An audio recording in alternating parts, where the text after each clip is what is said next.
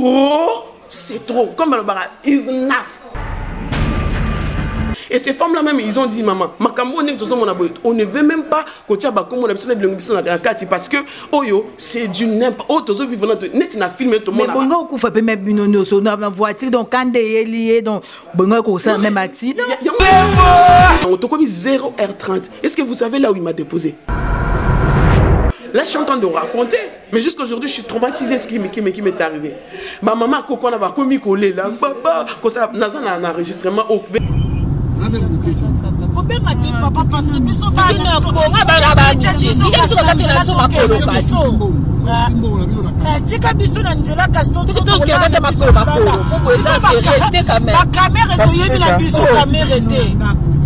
pour na atangi kaka kombo non to comme na ebité so to komi ata na lifelo na ebité so eza bongo so koti na mutu na ngai so défendre Kabila parce que eza domaine na ngai na katia c'est moi qui et nata journaliste au kanga singate au kanga singate bango ba ina pourquoi ah ba comme ko insulter on ne sait plus comment ozo ke ne côté nini ba kunda Tshisekedi mabe ba mutu asa suna droit ya ko s'exprimer.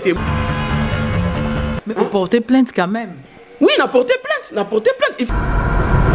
donc Kabila benga qui Patrick voilà. Mais pour Kabila sur téléphone n'a bengi Patrick. Je ne suis non mais quand même il faut respecter quand même à président de la République, hein, il faut quand même respect. Donc Kabila bengi Patrick. Bokechu, to memi bato moko ya nini ici dans cette voiture là c'est chez moi. Lobby le 10 du 9e mois 2015. Ezanandeko moko Patrick combattant Patrick Boto Yefonja hier ça la taxi entre Bruxelles na Paris, donc Paris Bruxelles Paris. Après je me demande si tu n'es pas un criminel. Je le dis et je le répète et je n'ai pas peur.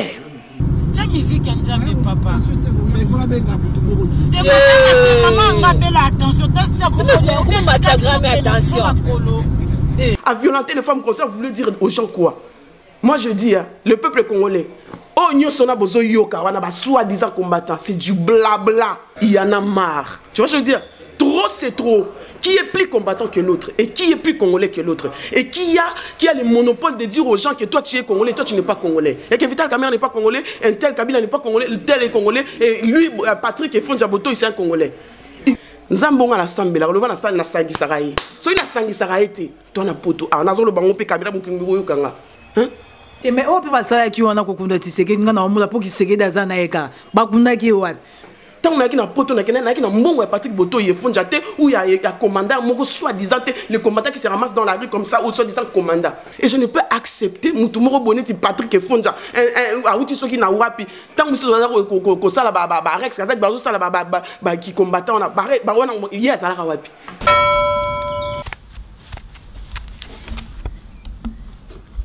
Quel soba mobile oyo azo donki azo ebate rido eza polele nazo mona ye bolole mobile oyo vraiment banda bimaki banda tongo kiba ozo dongeni ozo kende wapi pesa na mbo il fallait le côté il faut te faire faut te faire on s'est mis le colo membre on s'est mis membre supérieur faut le colo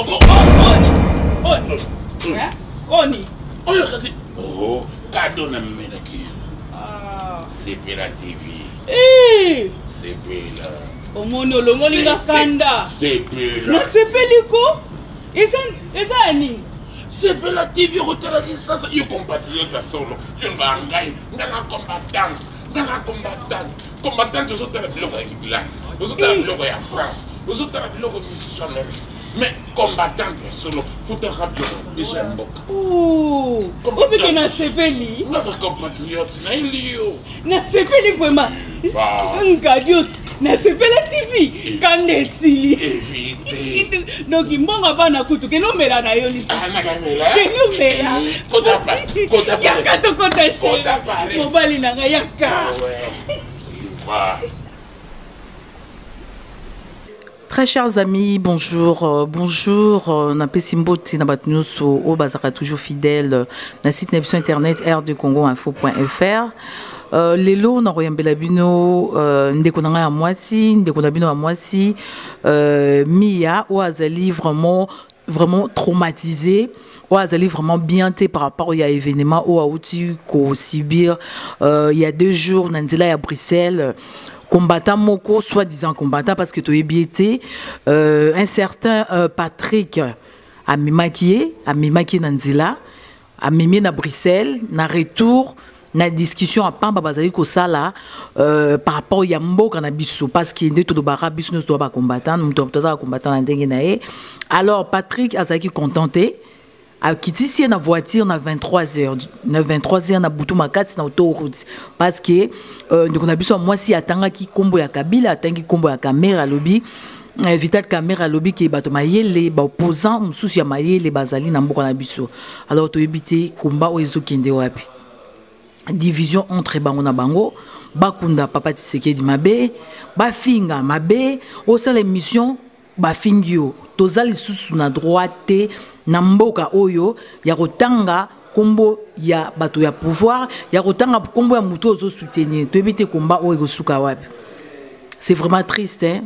Yango wana lelo na yembeli bino ser na biso Mia a expliqué bino morobo comprendre hein ai sabino eloko o eleki vraiment. Alors tous ceux qui na studio na biso na yembela bino ser na biso a expliqué bino nyoso o eleki na nzela ya Bruxelles na Patrick soi-disant combattant o biso to ebiete. Donc voilà, merci beaucoup, à tout de suite. Alors lelo na yambi Mia Pedra. Donc, Azali Moisi, Azali journaliste, Akutani na likambo moko na nzela ya Bruxelles ou esali pasi mingi.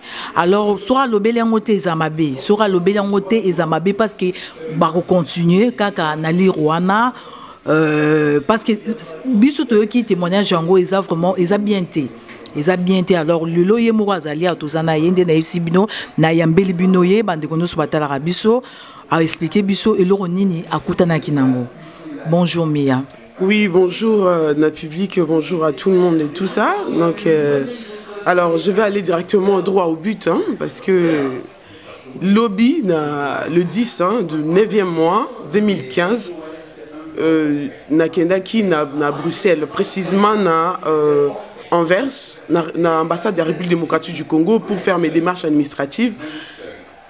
Local a tout comme un système à covoiturage et ça n'a ndeko moko oyo to nasina recevoir pe na plateau nanga Patrick combattant Patrick Boto yefonja yazo ça la taxi entre Bruxelles na Paris donc Paris Bruxelles Paris donc na pesa ki mbongo oyo mutu so va ko pesa selon ndenge to yokana ki maman. Donc arrivé là-bas na sali ba comme système pe ya inverse ça va vite donc ils ont fait ce qu'il fallait. Donc j'ai récupéré les documents que j'allais récupérer. On a repris la voiture et puis Azui ba client Moustoromo qui est Nanzela, c'était vers 21h30 par là 22h. Et Tokomi na A12 à 16 bon, comme le chemin est Ezamoulaï, faut Batouba discuter Rasco. Comme lui, il aime faire le matu-vie, Batouba mon accueilli, Aza combattant et tout ça, il racontait son histoire à toutes ces dames-là, avec 2 jeunes filles qui avaient presque mon âge. Et il a commencé à insulter l'opposition. A commencé d'abord par le président Kabila, ouais, il faut Kabila Koufa et tout ça, comme il discutait Bango et tout ça. Mais quand il a commencé maintenant à parler que non, opposant et tout ça, il faut que Bango va éradiquer tout et nanana. Et le femme me pose la question. Est-ce que ça combattant Patrick on te bien pété Patrick biso te ba combattant ba ebana o te bi bango te bi Patrick on so outi rep mais ce qu'on y a so critiquer sous opposant pour anipo bon opposant de Badingi Kabila Longwati. Yango, au fait, je suis en train de me poser la question combat Yango et Zanini. Est-ce que les gens ils se foutent de nos gueules? Parce que là, c'est vraiment un foutage de gueule dans le sens où Nagina continue l'histoire parce que je suis un peu en colère. Alors, Patrick, non mais il faut arrêter quand même de prendre des gens pour des imbéciles. Pourquoi? Parce que vous savez, vous en tant que combattant, nous savons parce que nous avons balabala, combattant en première heure depuis ma prime jeunesse na poto awa to tambola bisonyo so awa pour la makambo Congo. Les loba comme on a biso ils a fiché na kati ya banini ya République française pour nanine parce que tono ça ba mobulu des trucs comme ça et tout ça. Bango ba ina pourquoi comme ko insulter, on ne sait plus comment vous qui ne côté nini bakunda tiseke di mabe bal mutu ça son droit à s'exprimer. Moi je lui dis, vous savez que Monguna à Congo ce n'est pas un Congolais. Monguna à Congo c'est l'Occident. Pourquoi est-ce que vous ne menez pas votre guerre directement à partir d'ici? Parce que vous ici, même si vous va changer président Lelo, ce qui est système ils tenir Congo en captivité, va changer en côté et ces problèmes là vont subsister. Cela veut dire le combat est aussi laté. Après, il y a des hommes valables. Par exemple, dans la opposition, il y a des Vital Kamerhe. Maman, tant qu'on a tangi kombo, et ça on a tangi kombo, il y a l'if le moko boy. Moi na mobali wana. Yo nyama yo. Je vais te jeter à travers la fenêtre, toi. Mais c'est eux. Là, je suis en train de raconter. Mais jusqu'aujourd'hui, je suis traumatisé ce qui m'est arrivé. Ma maman, quand on a commis collé là, papa, quand ça a un enregistrement vers la. Tu retiens aussi si à la fin tu retiens Motoyoka. Papa, quand ça la bon côté, je vais te jeter à travers la fenêtre. À l'instant, attends, d'abord on a bien un combattant. Yo, ça n'a pas tout qu'on a le banini yo et tout ça. Yo. Ma maman n'a pas ça là. Papa, quand ça la beauté tout ça. Maman. Mais Vital Kamerhe, ça est opposante. En opposition, bon suko bango suko balingi en fait bango suko ba combattant balingi nani suko yo pour na bango comme da problème. Bon Vital Azawa. Ça les combattants, ça les Kamboya. Au jour d'aujourd'hui, il y en a marre. Tu vois ce que je veux dire? Trop c'est trop. Qui est plus combattant que l'autre et qui est plus congolais que l'autre et qui a le monopole de dire aux gens que toi tu es congolais, toi tu n'es pas congolais et que Vital Kamerhe n'est pas congolais, un tel Kabila n'est pas congolais, un tel est congolais et lui Patrick et Fon Jaboto il c'est un congolais. Non mais trop c'est trop. Au jour d'aujourd'hui, si tu t'attaques à moi, tu t'attaques à la mauvaise adversaire. Parce que maman, biso perda ba parents na biso na makamuka ya Congo, na makamuka biso ngaza mto est hein, aux hommes. Et je ne peux pas accepter, cautionner que un homme comme Patrick Efonja vient me faire la peau. Maman, atindi kanga na balaba, na kati ya autoroute A12 na A16 wana, batindi kanga maman ya kokonda kiti, papa soki boy kiti sabiso nyoso biso kaka to tikala parce que tu ne peux pas faire ça à cette femme là. Combat et comme ya busoba. Hein? Maman, au nom de quoi ces gars là il peut faire ça? Au nom de quoi? Au nom de quoi? Aux hommes il y a un lobby lelo. Trop, c'est trop. Comme le bara is enough. Au moins il y a lembi nanga. Oh, on ne peut pas faire un combat comme des imbéciles. Parce que je suis en colère parce que ce qui nous a metté, parce que là, je suis en train de raconter les choses qui se sont passées. Et ces femmes-là même, ils ont dit, maman, on ne veut même pas que tu aies parce que, c'est du n'importe quoi. Mais bon, on fait pas même une voiture, donc quand il est lié, donc bon, on a même accident. Et puis, ils ont poussé au bima. Bon, ce que voiture, moi, il est qui était tout à il m'a poussé, il m'a sorti du devant parce que j'étais devant, il m'a poussé, je suis sorti de la voiture et la dame me dit, mais on ne peut pas la laisser ici comme ça. Tozoaï, tout tient ma place dans la Zalaki, maman Myriam, et puis Fanga na yo Kimia, comme ça, tout comme à ta place. On a toza, maman, nazo à ta place tozate, natinda ba texto na batu, à ta police est localisée, biso place tozalaki. Je suis en train de raconter des choses vraies. Nazo lela, nazo banza, mais nangali, comme nous, comme ilanga na. On a l'air ni noir. Na 22h, 23h passé. To komi na nini na nini sur la cascade vers ceux qui nani péage. Le gars il dit bon madame il devait me déposer aux hommes. Il dit madame que je suis na confiance que pas na to komi 0h30. Est-ce que vous savez là où il m'a déposé? Non mais c'est trop. Il m'a déposé na nani oyo comment ça s'appelle na ya Porte de la Chapelle en plein bandit à Boutou. Moi j'habite vers la Chapelle. Plutôt la Villette. Imagine maintenant na 4 ya nini.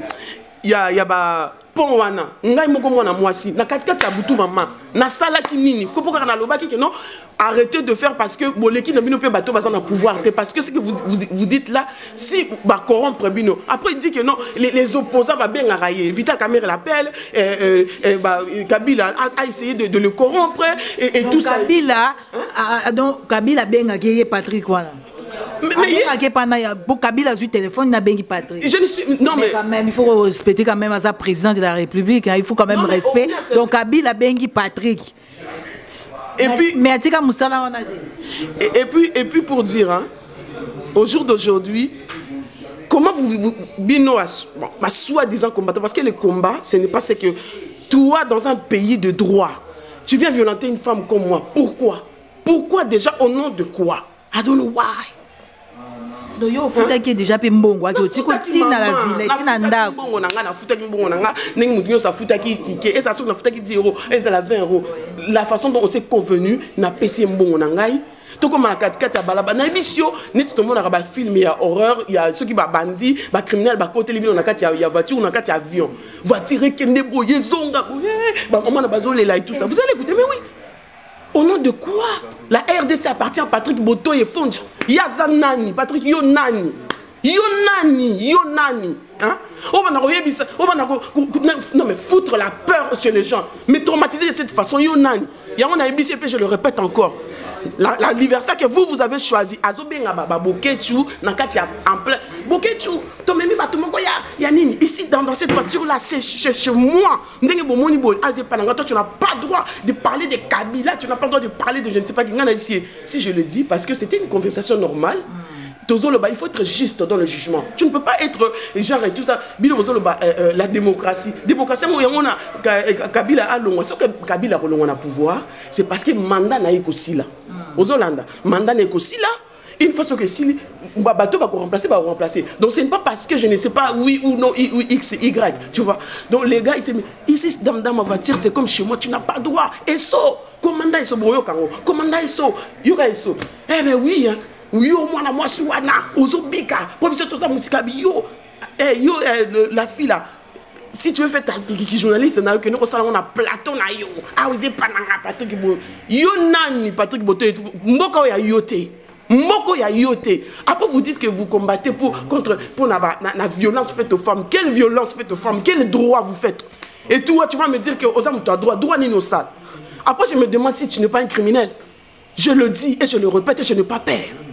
Mais aucun menace n'a pas moroté n'a quoi affronter mutunyo so oya lukelinga makamni obitu mob ne bolukelinga oza combattant plus que les autres. Chaque personne combat de sa façon. Muto a oya tanga kana babuku ate akina osala combat na ndenge babuku muto a lobara na miko ndenge zo sala bo sala ka combat na ndenge ya micro et tu n'as pas le droit d'insulter qui que ce soit parce que il a pris la parole. C'est mon opinion et je suis libre.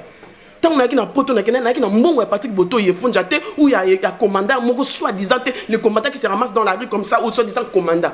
Pour la nuit, qui est là où il y a la guerre, il y a la guerre pour finir au moins la guerre, pour mettre la paix. À violenter les femmes comme ça, vous voulez dire aux gens quoi? Moi je dis, le peuple congolais, oh, nous sommes soi-disant combattants, c'est du blabla. Ceux qui vont continuer de rebimer ça parce que le dossier est ça, et le corps a voilà.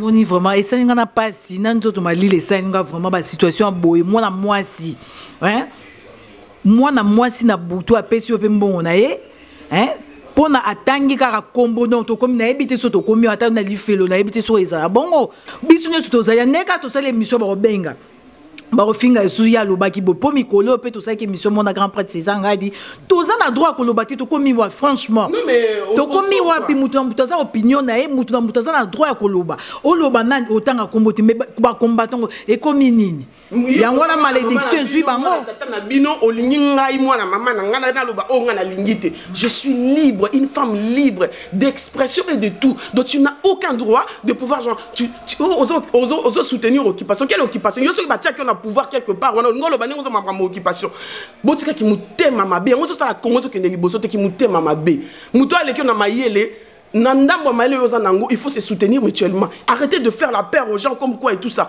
pour vous en bino pe loroté et l'autre côté le bakaka na sina ebisa ki na ebisa ki na muna ebisa ki na mutu ka mama dani nzambonga na sambela loba na na sangisaka ye so ina sangisaka ye te to na poto a nazo loba ngope kamera mukingi oyokanga na kota kanganga te na kota makambo oyo ya makambo Congo na mutema na nganyo tout mobimba dans le sens que je n'insulte personne, je ne suis jamais passé dans la caméra quoi moko boy pour na loba makambo na zo loba boy. C'est la première fois depuis que na ça 12 ans na poto. Et je ne peux accepter mutu moko boneti Patrick Fonja a outi soki na wapi tant musu na ko sala ba Rex kazak ba zo sala ba qui combattant na ba wana yes ala wapi. Hein? Tant wana bazo kanga batu bazo sala ba kota na ba prison yes ala wapi. Mais vous portez plainte quand même. Oui, n'a porté plainte. Il faut que qu'au jour d'aujourd'hui, les gens commencent à répondre par rapport à leurs actes. Moi, je suis libre. Le ceux qui opposent na yo muto peut perdre. Ils ont liberté na yo maman. Liberté na nga, nga na portant ba plainte, nga position na vous essayer bana. Voilà, ceux qui n'a poni na vital caméra, problème minime. Donc voilà, ceux qui viennent ces engagés à poni na ye, azala muto vie qui muta. Est-ce que ça le problème à muto? Problème exact. Est-ce que c'était beaucoup si ou du camarade si que ça, ils ont problème. Mais nanazo comme que non, ils veulent prendre les gens en captivité comme si ba dompter batou. Nga ko dompter nga ite pour ko kanga ite. Pour na yebi dossier na mais tu ne peux pas imaginer. Na yebi ba dossier. Donc calme-toi parce que ba combattant à solo oh yo ba kambasala na mboko yo pona Congo na oyebité. Donc so sinon quand tu prends la parole devant ba Facebook on a tout mon vie. En plus il dit que ouais, on ngoza boye oromona na kata chaîne na bino on a ba combattant ba koyate comme ça le la bino ba journaliste bo vivaka na ba vu. On va voir moi je ne vis pas na makamouya parce que batali ba vu est belé il faut na ba combattant dem ba ça ba vu internet et bandara ba internet et bandara ba combattant ba za ki wa te wana nyolo ba na mukuse na sisi kana mpona oloba moni buzoba o wana o ya yo parce que biso to poni na biso to kunda Tshisekedi beto so ba pona nothing zéro mutu na choix na ye comme la République démocratique du Congo na lobango toujours Azana drapeau, il y a plusieurs couleurs et dans la République démocratique du Congo, il y a plusieurs personnes avec différents choix. Et nous devons faire ensemble. Pour la Congo, personne n'est au-dessus de l'autre, mais on se soutient mutuellement pour la Congo. Place Batouazo Salamabe, Balobi. Place Makamou, il faut être reconnaissant. Mais et alors non, mais voilà, donc en un mot. Moi, je sais que et au la batolé et je suis prête à répondre à la batolé. De toute manière, tu allez devant l'État français. Comme ça, on répond à la violenté na likamunini na igola na mbetu na yo na salaki nini to na yiba ki yo na yebite.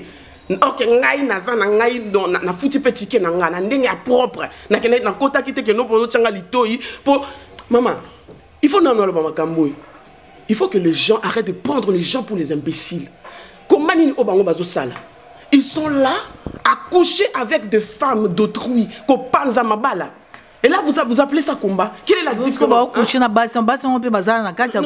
pour dire non, mais il faut arrêter. Il faut arrêter de prendre pour les gens pour des imbéciles.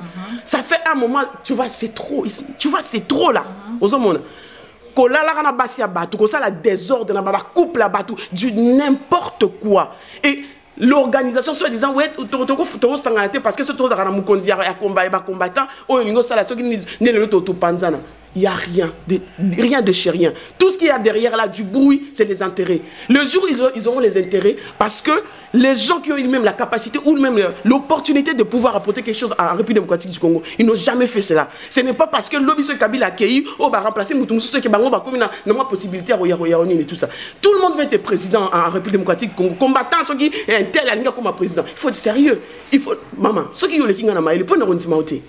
On dit ceux qui caméra na mayele na ye et ça donne ça pessier ceux qui président Kabila aza président parce que nzamba lingi pesa la bon ceux pe ngola ko lingate et ko longwa mona kuta botami azola tsabimi na papier ya Kabila za président bozela ti ya ko longwa mobutu azaki akufa kiti hein mais bozela mutu aza atangu na e nana ngoza éternel na sia moyo ya nzambe et puis tant ozolo baké tozo combattre pour la violence et les cananines.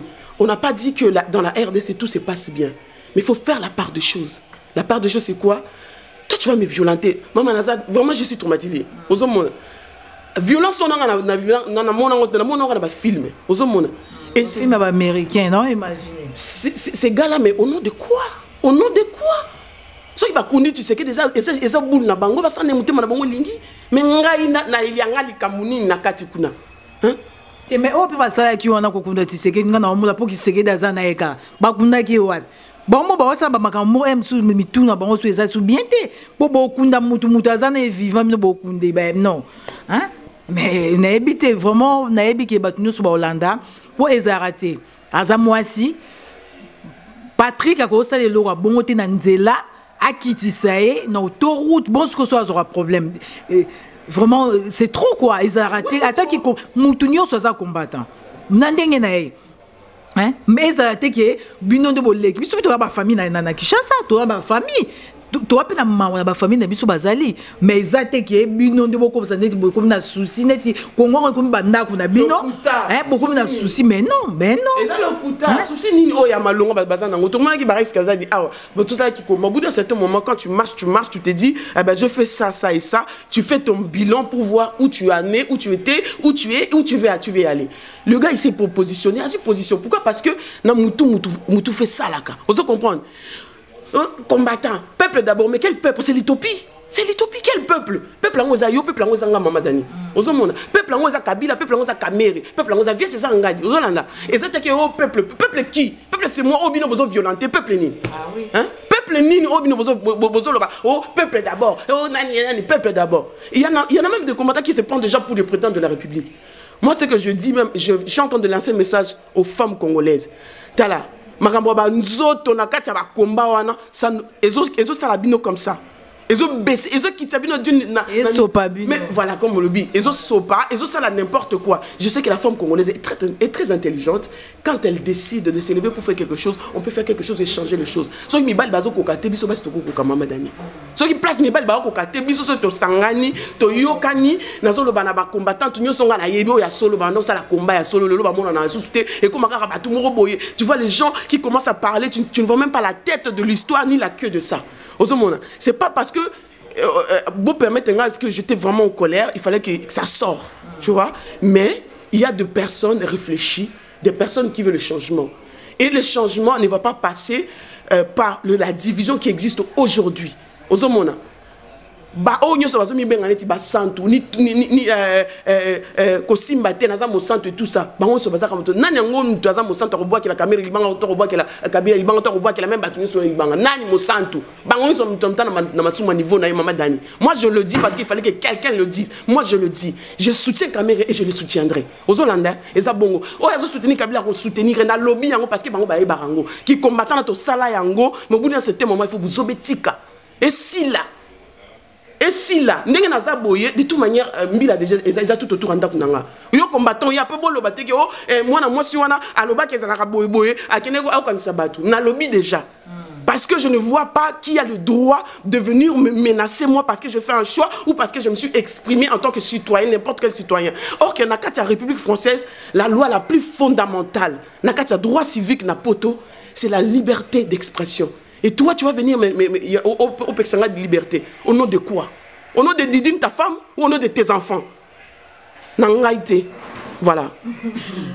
En tout cas, merci beaucoup. Donc, on a habité sur ça à moi fin parce que trop, c'est trop. On a pu ba benganga kaka, ba benganga, ba betanga, ba tumba voiture nanga, ba ni, on a pu mbila kaka.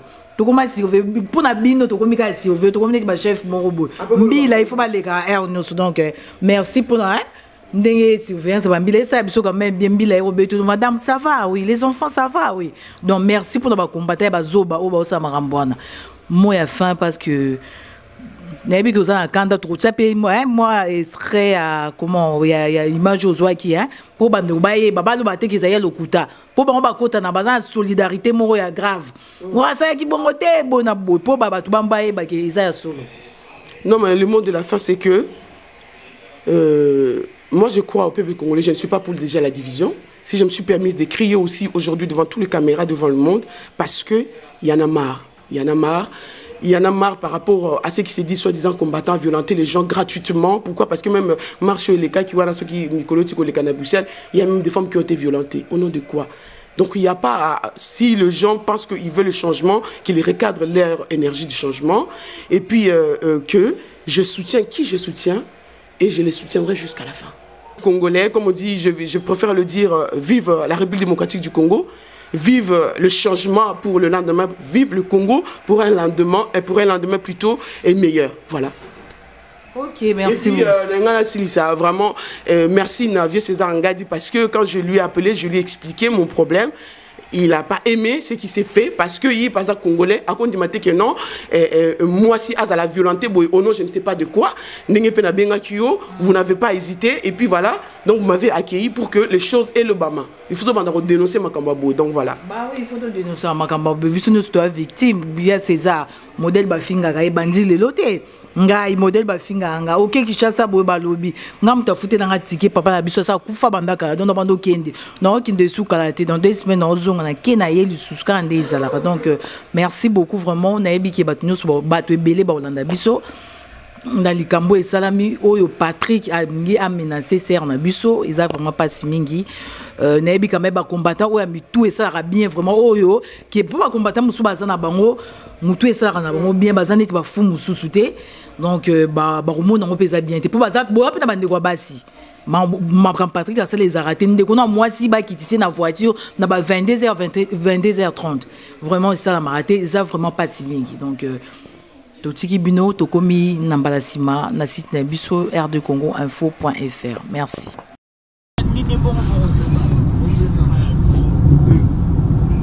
Kata papa Patrick, kata. Et sur dans rien lobby, là rien lobby ton sale émission la lobby, la timbe numéro pas. Kata. Papa Patrick Kofi. Combien matin papa Patrick biso ba na ko ba déjà biso ka tena so makolo basi tika biso na nzela kaston tout ce qui est makolo pour ça c'est resté quand même la caméra to yebi la biso caméra était parce que vous avez une voiture na vola yozo silika bona boyo maman na silikite na zoloba mais c'est là yaza papa Patrick il y a un message c'est bon papa c'est bon so continue mutu kana ngai so défendre Kabila parce que ça domaine là on a Katia c'est moi qui il n'a pas journaliste hein au Kanga Singate hein d'accord papa au Kanga Singate ah nzambe na ko moi tellement bobo qui dit ça ngai OK il y a kata te na voiture na ngate ça la journaliste na banda na yo na plateau na yo mais la voiture na ngate yo la grand-mère tate yo la grand-mère ko pardon papa musique nzambe wana na linga kiango ta musique nzambe papa mais il faut la benga butu moko maman ngabela attention teste ko ma ta grand-mère attention Boni bozo banga ni ngasi. Tozo banga mama nga mwana nga. Tema zo banga ni loko bango ba bomanga ba to bomanga. Ah bomanga ni mi kitisa munoko pado. Te tika papa. Te ko no sala nini. Olingo mona ngo pe kasite Patrick. J'ai payé. On a déjà dit à Kitawa. Maman. On a déjà dit à Kitawa. Ah maman komi kitisa et un Eso mama mikitisa tozo solo la ndenge normal na lobby ya. Tozo ko solo la ndenge normal. Est-ce que tu vas ko swana? Tozo swana ndenge normal. Nana wazali plus congolais que l'autre. Qui est plus congolais? Yo tata na wana mama ba kufa yo to so sa ba wana mpona nini na yo. Baba tikata tone fuati soki problème kasi jambe na ngai. Azokota yazokota. Biso ko kitisa ta suna jela ka bino tika bino so biso kitana biso ba Patrick gare biso kitana biso gare biso kitana biso gare oui